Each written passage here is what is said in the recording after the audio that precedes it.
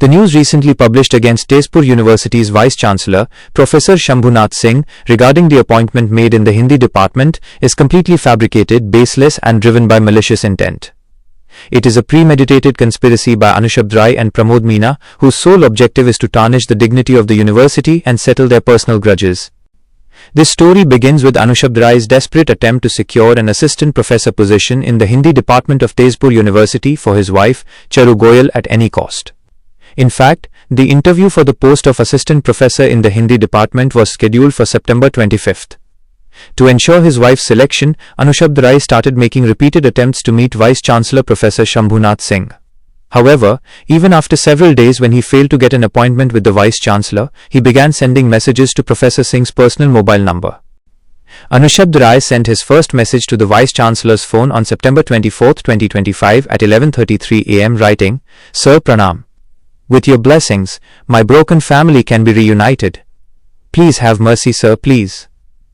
Folding his hands in request, he continued, "I have two small children. One is a 9-year-old girl and the other is a 3-year-old boy. They need me, sir. Please look into it." Bowing his head and folding his hands again, he wrote, "Sir, I will remain indebted to you for life."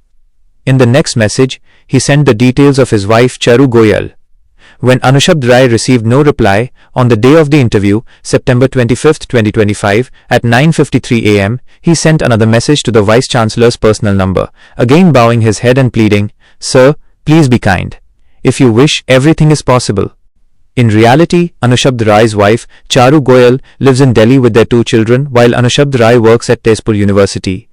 But he wanted, at any cost, to get his wife appointed as an assistant professor at Tezpur University.